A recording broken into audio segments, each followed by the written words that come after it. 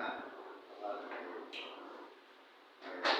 আর দায়িত্ব তো দায়িত্বই অনেক কিছু মেনটেন করতে হয়, পরিশ্রম আছে, তারপরে জবাবদিহিতাও তো আছে স্বাভাবিক থাকবেই।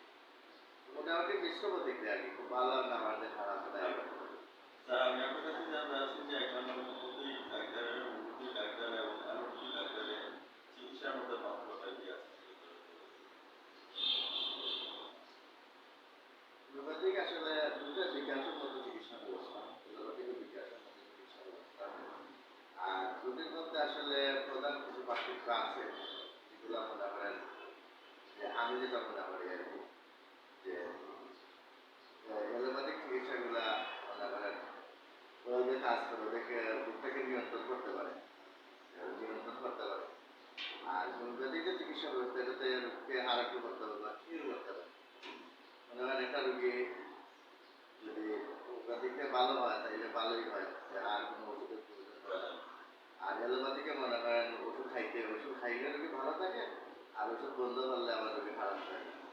এটা হইলো আসলে প্রধান পার্থক্য। একটা পার্থক্য হইলো যেমন এলোপ্যাথিক ওষুধগুলা পরীক্ষা যেমন করা হয় তখন সাধারণত ইন্টারপ্রাইজে পরীক্ষা করা হয়।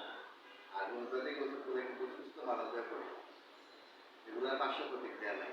এলোপ্যাথিক প্রতিটা ওষুধের পার্শ্ব প্রতিক্রিয়া আছে, দীর্ঘদিন সেবন করলে নানা সমস্যা দেখা যায়, যেটা হোমিওপ্যাথিক নাই।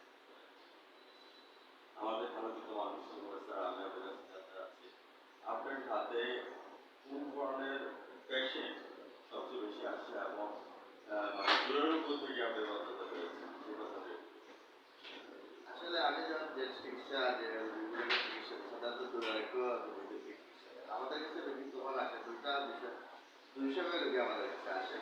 প্রথমত হইল যেমন রোগীরা অপারেশন ভয় পায়, যদি কোনো সার্জারি দরকার হয় তাইলে রোগী ভয় পায় আমাদের কাছে আসে।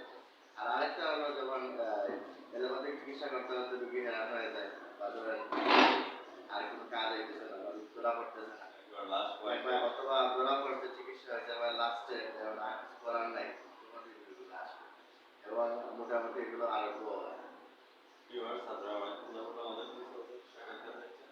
আজ রাত 9:15 আমাদের চ্যানেল নাই এবং জাতীয় কাছে আলোচনা থেকে তাদের সরাসরি সাক্ষাৎকার